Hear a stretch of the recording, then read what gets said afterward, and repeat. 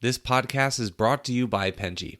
Penji is a creative subscription service that gives you access to pre-vetted, agency-trained creatives from all over the world. From graphic design to illustrations to social media management and web development, it's all included for one monthly price. It's time to say goodbye to the hassle of searching for top-notch creative talent. With Penji, you get quality and consistency delivered right to your inbox every day. Carefully crafted for you by humans. So meet your new creative team today. Head over to penji.co for more and enter the coupon code located within the podcast show notes. Hello, everyone, and welcome to the Fully Managed podcast. Thank you, Amanda, for joining me today. I really appreciate it. Thanks, Shannon. Nice to meet you. Nice to meet you as well. So today we're going to start with a game. I really like this one. I think it's an opportunity that we always don't have in the marketing world to market something really unique and funny, so to speak. So this game is called Market Me This. So I'm going to give you a very absurd product, and you are going to have to develop a plan for me. It can be any. I know obviously developing a market plan is way more involved than just like a quick conversation here, but any part that you want to delve into that you think would be like the most enjoyable part for you to plan out is your choice. You don't have to go into like every possible avenue that you'd go into normally, but yeah, I just think this will be fun. Are you ready? Okay, I'm ready. Alrighty. Let's go. Mood-based coffee stirs. Mood-based coffee stirs. Okay.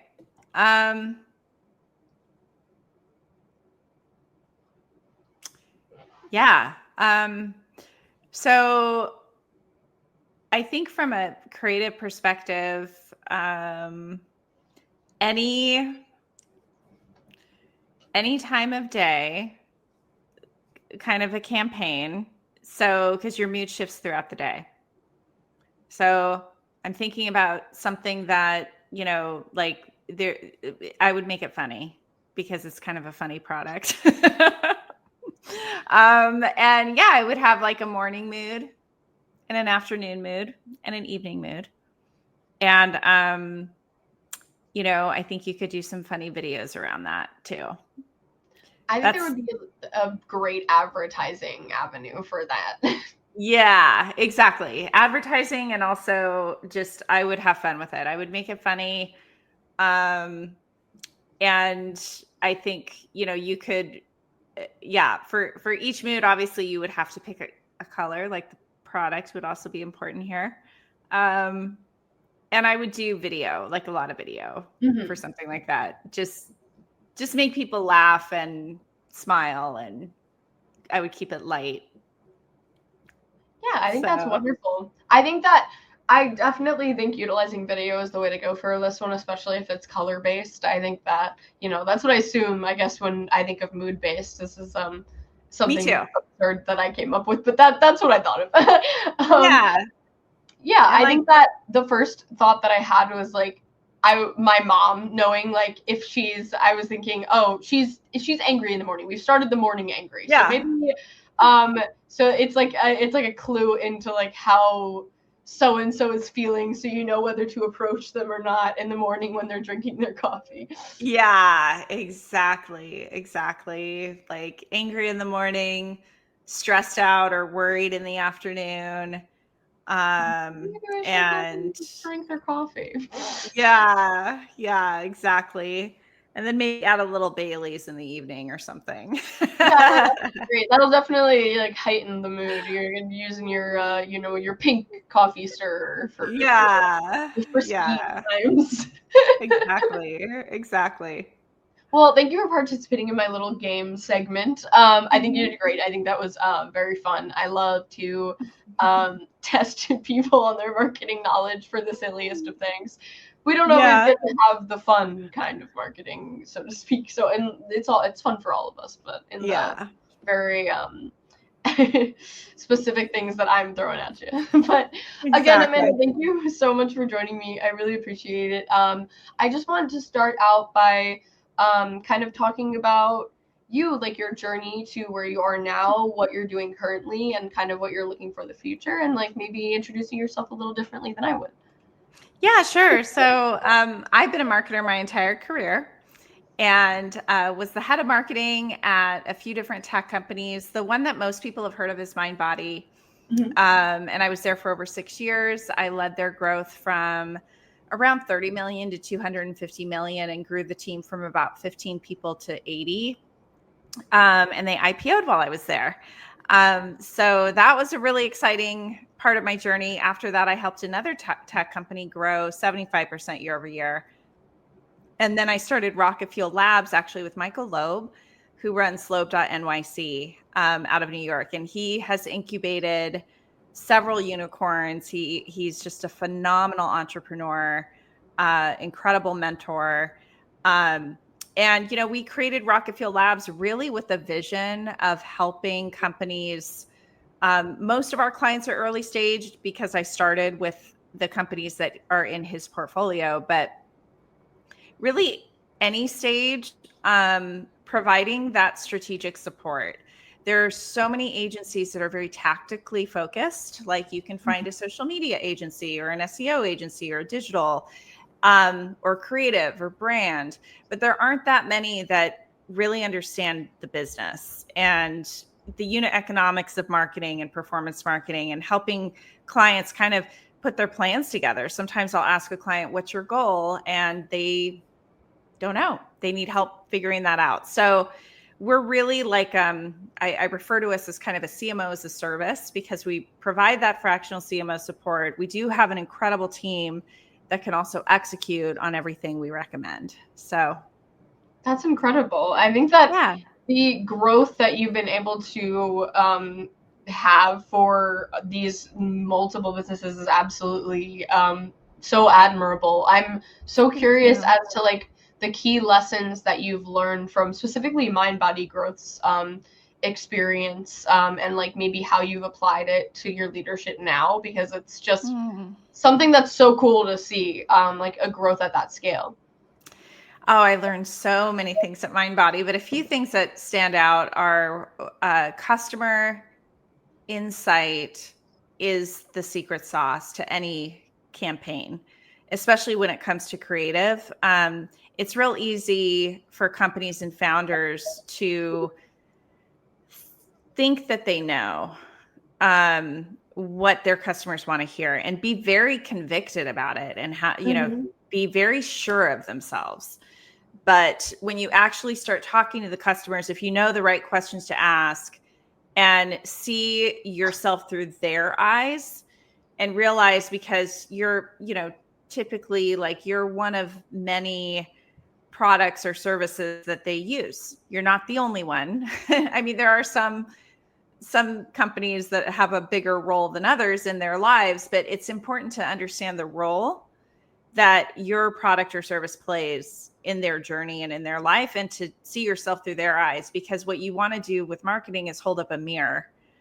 And you want them to feel like you read their diary, or like you get them. They're seeing themselves in your marketing. The other lesson I've learned, but very similar and connected to customer insight, is that, at the end of the day, you're talking to a person. And this is really important for B2B companies, because it's easy when you're B2B to think in terms of accounts and the businesses that you're going after.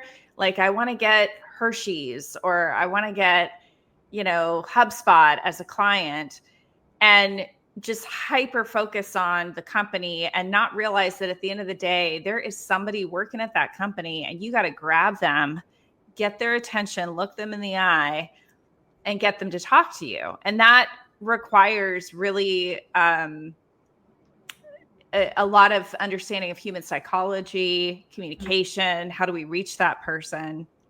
So those are some of the things. I can talk about this all day, but those are two of the really important. One more thing I'll say, the third, is there isn't a silver bullet solution for marketing.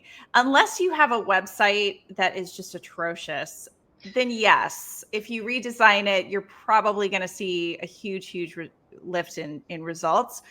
But usually there are a dozen little things that you can do that are going to, like, in aggregate, move the needle for your business. Just as, there's such a thing as death by 1,000 cuts.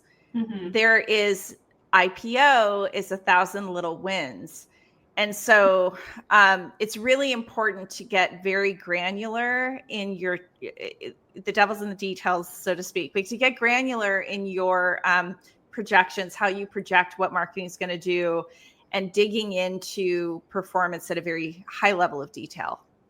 Yeah, no, I think that, well, one, thank you for providing that insight, because I think those were perfectly, like, 3 perfect, succinct points. I want to comment on a couple of them. So I 100% agree with, like, the people-centered approach, like, understanding that even if you're a B2B company, you're still interacting with human beings, like, regardless of whether that is, like, a conglomerate of human beings, it's still human beings, and you need to still, have, like, form a relationship, talk to people in a certain way. And I think that a lot of people miss the mark with not understanding that, and more looking for coming to them in a way that seems like salesy, so to speak. And that is at a detriment to them, because people want to feel cared about regardless of whether they know you want something from them or not from the get-go. They want to, you can develop, like, a good relationship with someone, and then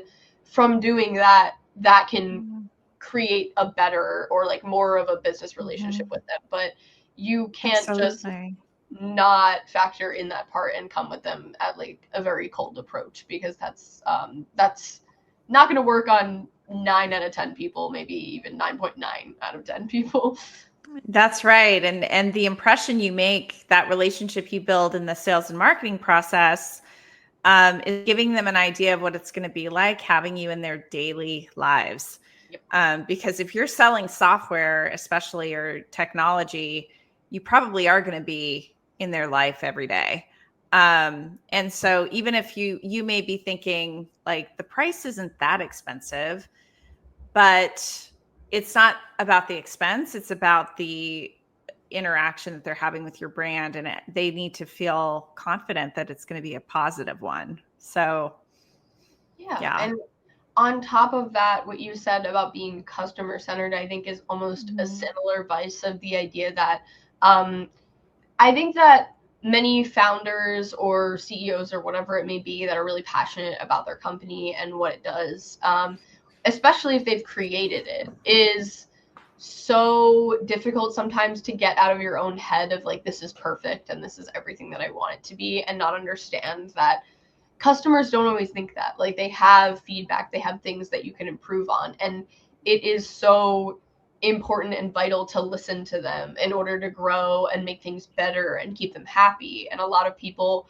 kind of are weird about listening to that kind of feedback, because they are maybe in denial that there could be things that are better, or maybe it's hard for them to receive criticism. But I think that being customer centered and wanting to listen to that and grow and deliver more and better for their customers and keep them happy and maintain those relationships is way more important than, guarding yourself and just deciding that, you've created something great and that's all it has to be. That's right.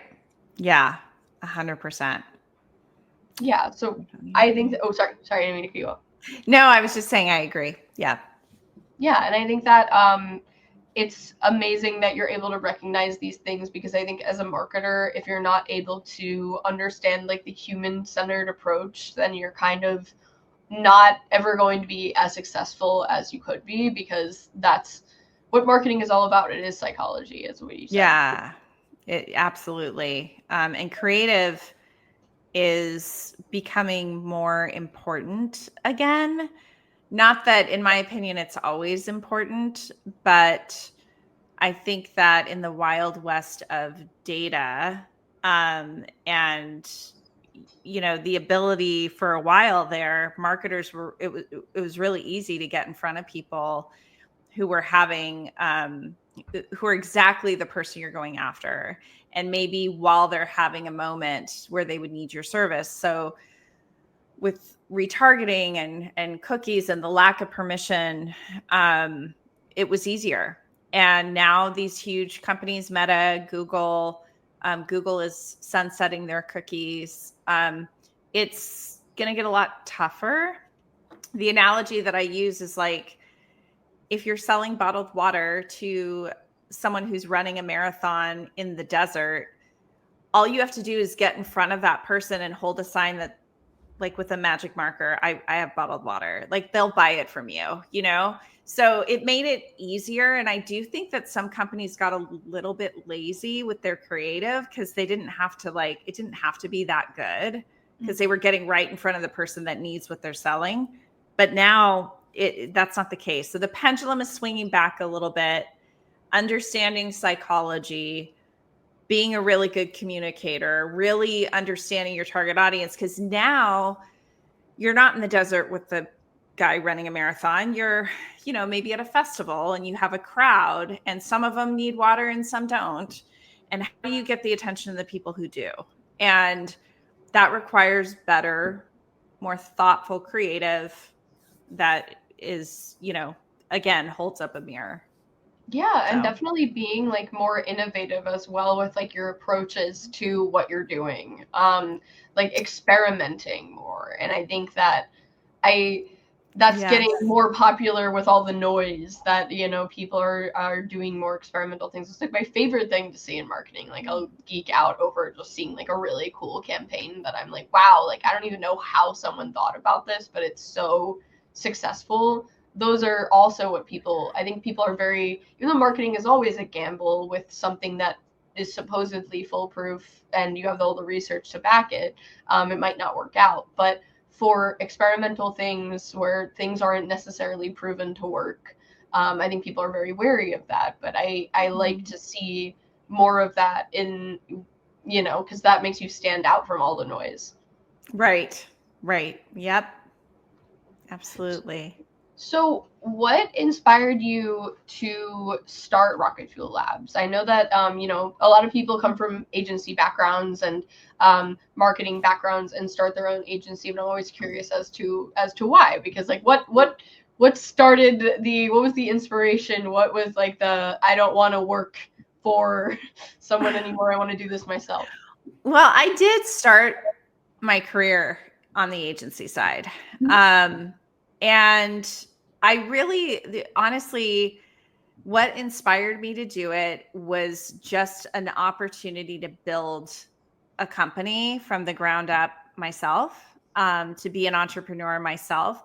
When I worked at MindBody, I was really inspired by MindBody customers. Just how courageous they were and innovative and just the ability to like build something and run it. So I've always kind of wanted to do that. And this was an opportunity to build a business with one of the most successful entrepreneurs like in the country, really. So Michael was one of the, he incubated Priceline. So that was really, it just seemed like an opportunity I couldn't pass up. I had to do it. If I didn't do it, I would always wonder, what if I had done that, So that was really what drove me. What do you think was the biggest learning moment that you had when creating this agency? Oh boy. Well, I've learned a lot. I mean, because this is the first time I've run a business.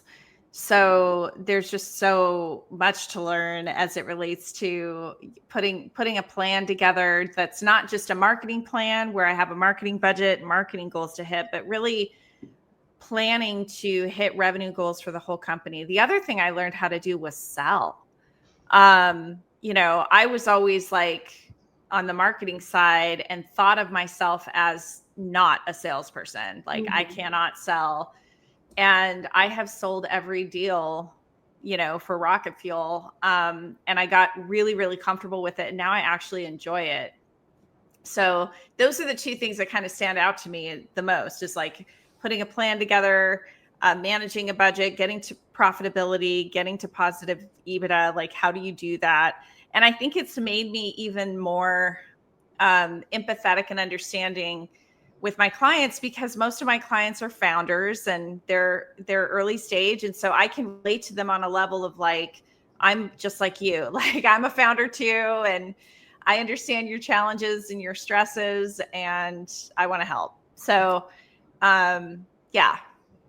I'm sure that's really helpful for them to know that you have that experience, because it probably offers that level of trust already in knowing that like you've shared their experience and their struggles and their strife, and so I'm sure that that's a really lovely conversation and like a touch point that you have of being able to just like understand where they're coming from for certain things. Yeah, absolutely. And I think that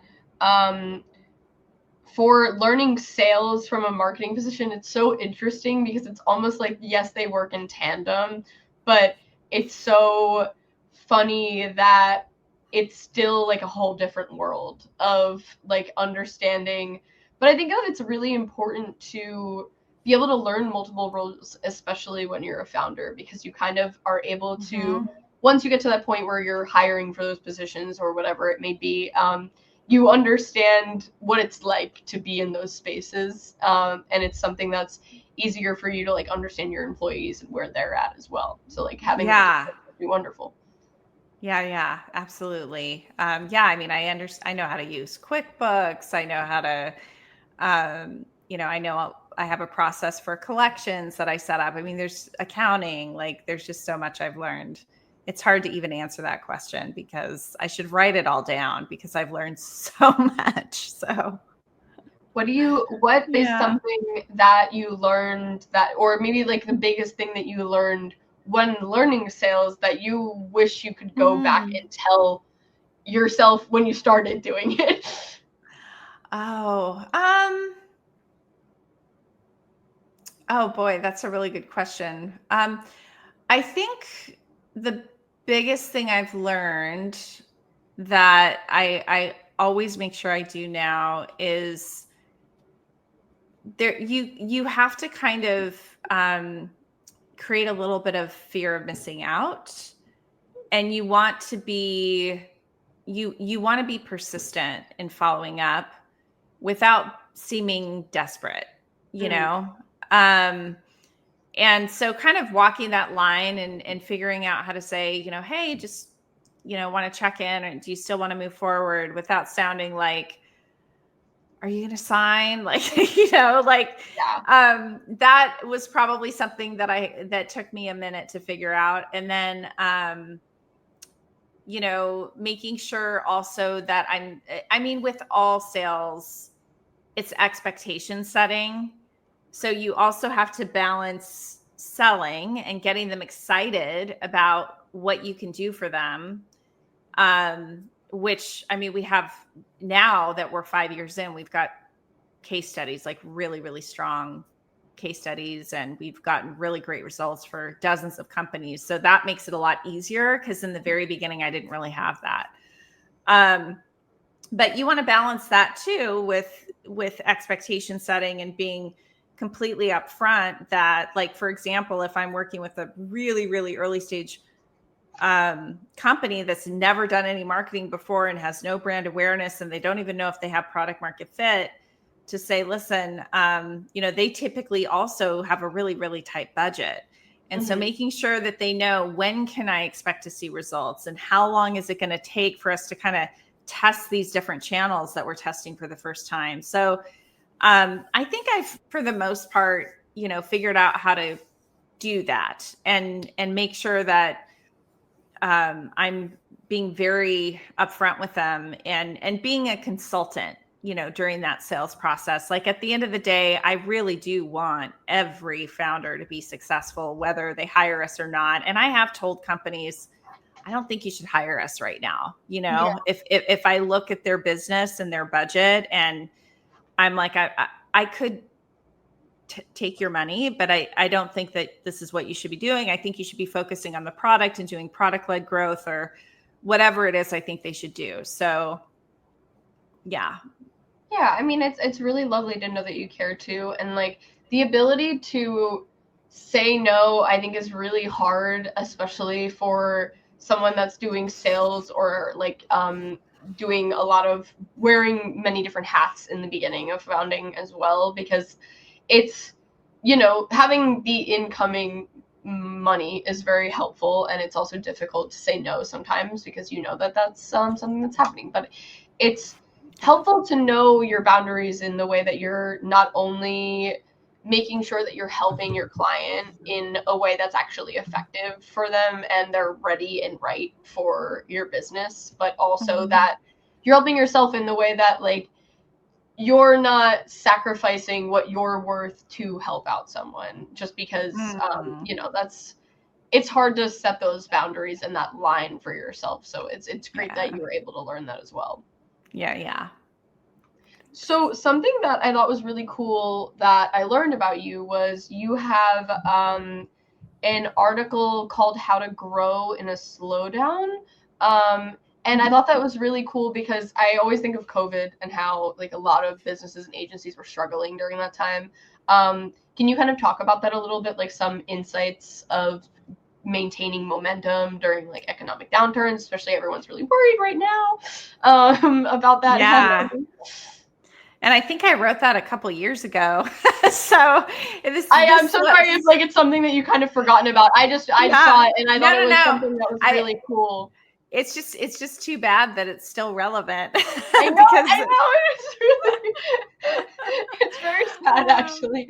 Yeah. But yeah, so growing in a slowdown, I mean, I think you have to, first of all, prioritize, because, you know, everyone at the time I wrote that article, especially in the tech industry, which is where most of our clients live, was trying to extend their runway because fundraising just became really, really difficult.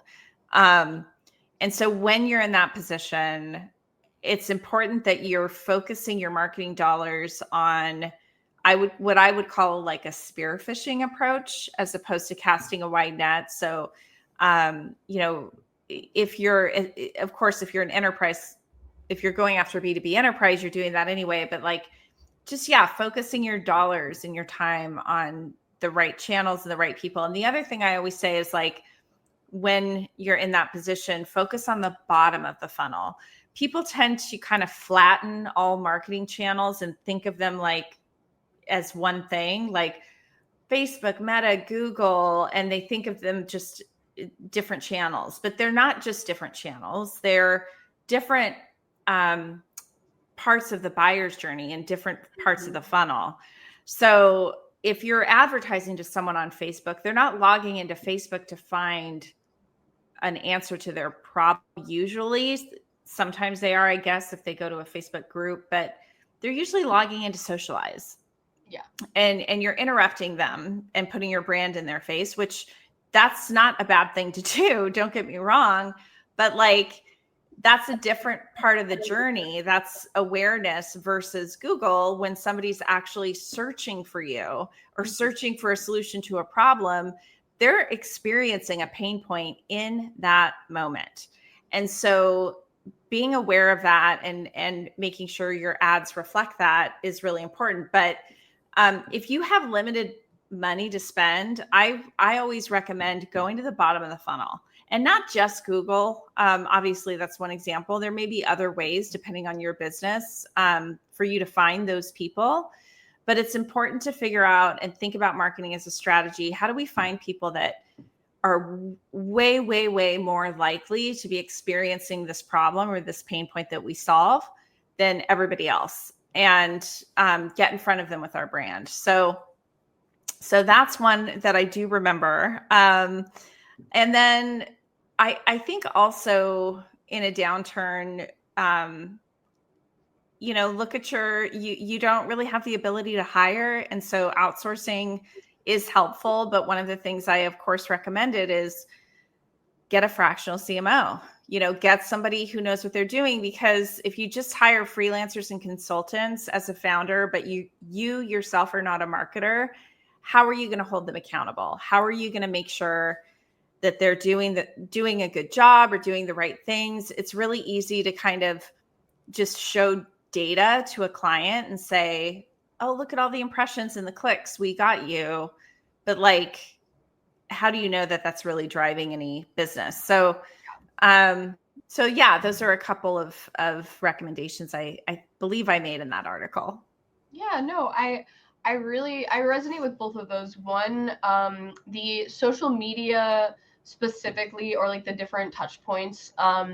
I think that it's very important to like differentiate between what would work for each platform, or like where you're putting your advertisement or whatever it may be, because it's something that I think a lot of people think that they can take the same thing and put it everywhere, and that just will work, especially if they don't have like a lot of marketing experience.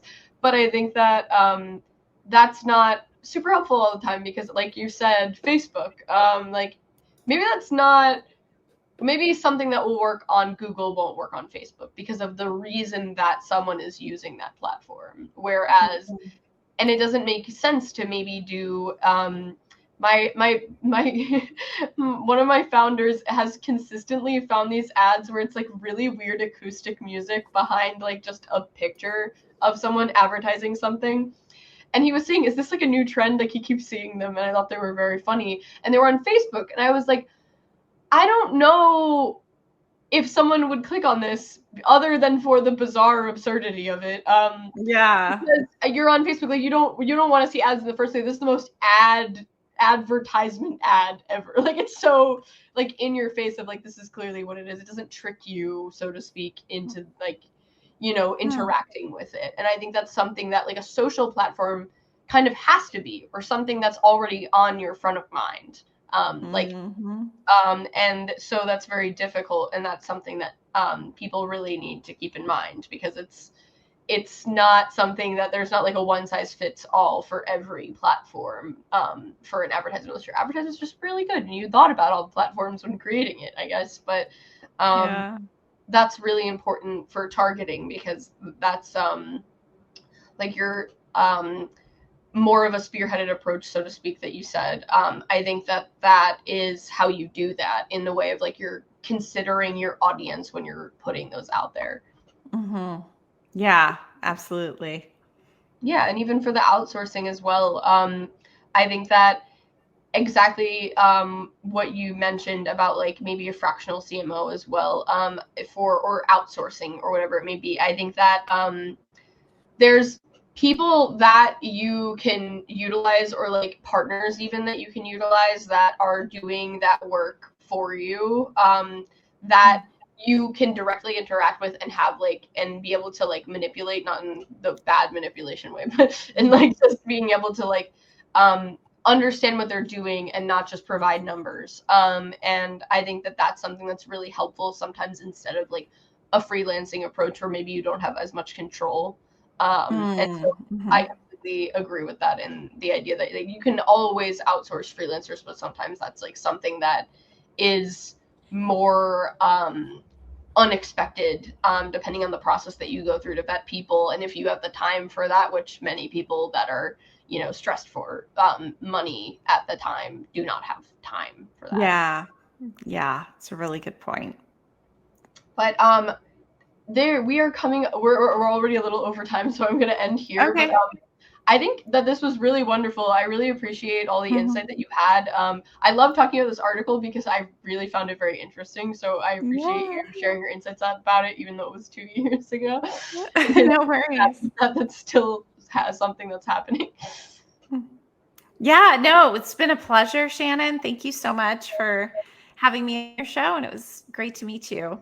Yeah, thank you so much. It was lovely meeting you too. And thank you everyone for listening and participating. I really appreciate everyone that is watching this, and that you're able to get knowledge from it like I am. So thank you so much, and have a lovely day. You've been listening to Fully Managed, brought to you by Penji. Check out the show notes to learn more about today's guest, and to learn more about Penji, the human-first creative subscription service, head over to penji.co. And by the way, if you're still listening, it would mean the absolute world to us if you were to share this podcast with a friend, and of course, subscribe.